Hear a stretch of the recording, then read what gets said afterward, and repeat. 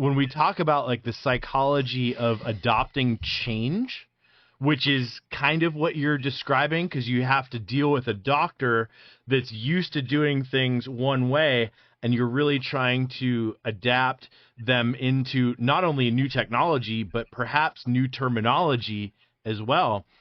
There's this known concept in psychology. So one of the personality traits, and there's 5 of them, is called conscientiousness. Now, it turns out in the hierarchy of medicine with doctors, the more specialized you become tends to be the higher you score in conscientiousness. Okay? Mm-hmm. Problem is, the higher you score in conscientiousness, there's a negative correlation with another personality trait that's called openness to new experience. Yeah. So the issue that I bet you run into on the regular is that the more specialized the doctor is, the less willing they are going to be to adopt these new technologies. Absolutely. There's some strategy, though, with how you can make that process go the most smoothly. So there's ways, and this is funny because to come full circle, we're actually going to introduce social media into this concept. So there's identifiers in social media that suggest how open to new experience a person can be. So, for example, if I go on to LinkedIn and I see a doctor, let's say the doctor went to the local high school down the road, and then they went to University of Pittsburgh Medical School, which is 6 miles down the road for their, undergrad. They went to a college, 3 miles down the road from that. Okay. That person is going to score lower in openness to new experience than the person who grew up in this community, but then went to Egypt for undergrad and then went to Stanford Medical School in California, right? These are signs that someone is more willing to adopt new information and is comfortable doing so. On Facebook, you'll see, like, if you see a doctor that just likes rock and roll music and that's all they like, versus a doctor that likes classical, that likes jazz, that likes hip hop and rock and roll. So there's an assortment of different styles of likes. That is indicative of scoring higher in openness to new experience. So the strategy that businesses should use when they're trying to get a lot of doctors to adopt a new thing is to not do it all at the same time, but to take a little bit of time and identify who scores highest in openness to new experience and get them on board first. Then you'll build a critical momentum that causes kind of others like to come to exactly join, because they see other people are doing it and it's becoming the norm. So there's actually like kind of deep psychological analysis that you can use the data to increase the efficacy of adoption rates. Yes, like having a quick win in the beginning, then other people will join this. Yes, it's brilliant actually. And I will be just curious to how to assess that in a work environment. Yeah, I mean, like, honestly, like social media is the easiest because people are inadvertently disclosing so much on there. Exactly. So, Here's a weird one for you. So, like, even things as simple as typos. Okay, a doctor that has like a profile, like a biography, and they make an error in spelling, like on one word on that profile. That is indicative of a little bit lower level of conscientiousness, which is indicative of a little higher level of openness to new experience. So the catching somebody who's not perfect all the time is a greater likelihood of higher openness to new experience.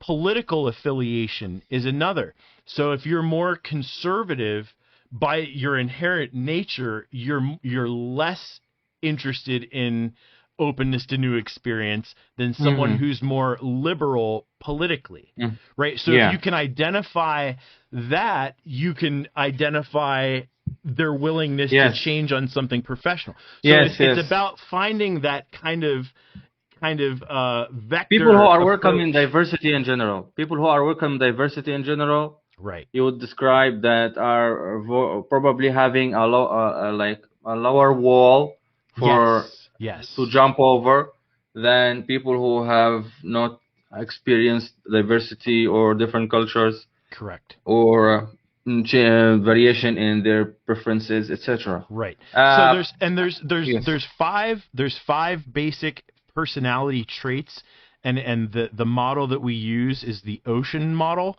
It's an acronym. So O is the openness to new experience that I told you about. C is conscientiousness, which I told you about. E is extroversion. A is agreeableness, and N is neuroticism. So the other big correlating factor is neuroticism and openness to new experience are inversely correlated, so or negatively correlated. So if you can identify neuroticism, what it means is how easily upset off of your emotional baseline you become, either in a positive or negative way. Meaning, say something happens that's kind of bad at work and you're upset about it for the next 4 hours, okay? You're more neurotic than the person who's upset for the next 15 minutes, okay? Same is true in the opposite direction. If something good happens, if you're elated for the next 4 hours, you're more neurotic than the person who's just happy for the next 15 minutes. So there's certain things that you can look for there. The higher in neuroticism someone is the lower they will score in openness to new experience.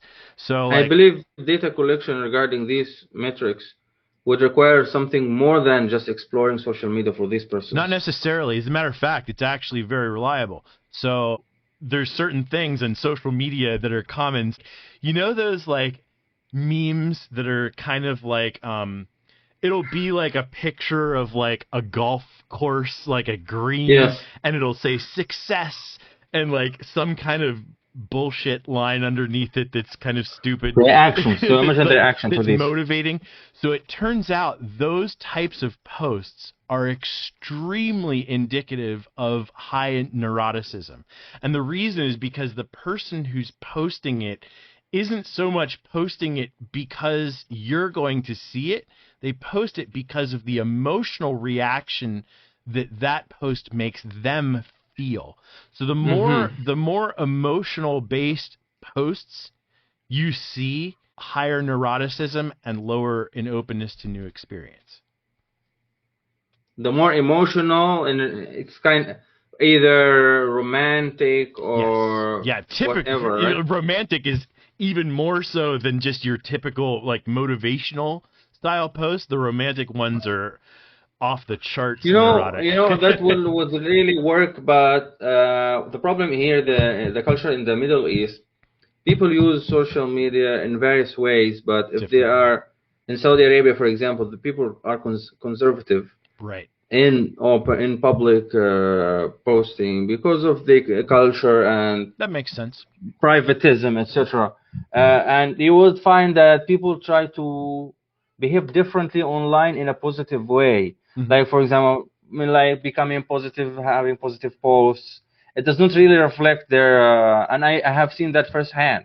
And people are very sensitive about their posts online, and they are thinking a lot. Behavior is not so free because of the conservative culture. The society is a little bit not yet open. Sure. It's more liberal in the West. Like, you can do whatever you want, and people will forget about it quickly. Like, but you. And it's not like people feeling pressure about it because everyone is doing the same way, so nobody feeling any different. It's just the norm. It's just the norm. I mean, well, you could approach other ways. Like you could do like a survey. You could do properly structured questions. Exactly. That's what I would think. And then try and structure something in a way that determines openness to new experience or conscientiousness or neuroticism. Search sometime for that Big 5 personality test, and you'll get tests that are specifically designed to target these 5 things, because again, really, there's three of them that are important: openness, new experience, conscientiousness, and neuroticism. If you can lock in on any one of those, the correlations are pretty reliable. So if you can find a test that focuses on that model specifically, you'll have greater success. Or by deciding by social interaction, because I have been in the organization for a long time. Yeah, if you know people personally and just think about it strategically, you can probably come up with a pretty good assessment yourself.